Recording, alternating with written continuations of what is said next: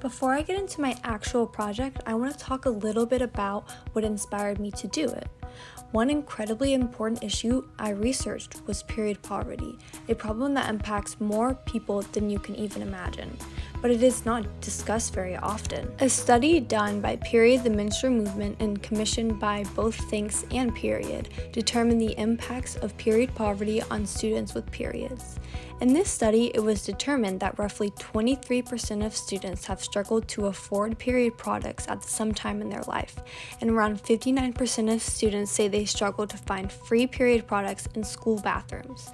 This means that while almost a quarter of students with periods are unable to maintain their necessary hygiene to simply be comfortable at school during their period, more than half are unable to find an easy solution to this issue.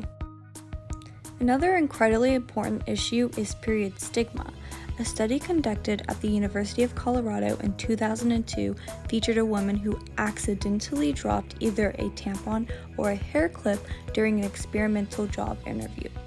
The results highlighted that when the woman dropped her tampon, she was more likely to be viewed as less competent, less likable, and as someone to be both psychologically and physically avoided, rather than when she dropped the hair clip.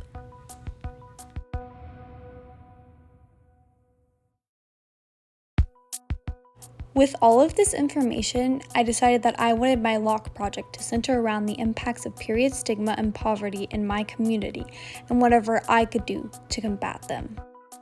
I first set up an effort to collect donations in order to make 100 period care packages and shared it all over social media along with the Sign Up Genius. The items I collected included pads, tampons, lotion, body wash, face wash, makeup wipes, wet ones, Lysol, hand sanitizer, cases of water, and lip balm.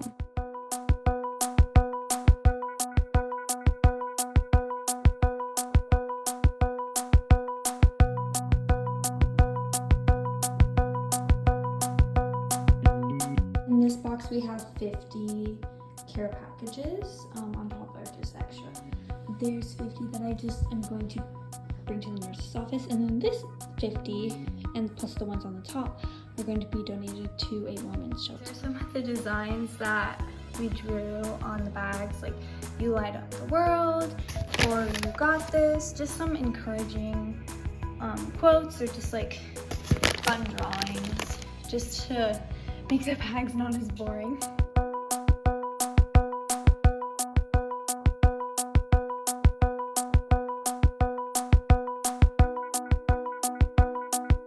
There are 50 bags inside of this container, and we are about to deliver them to the women's shelter right now.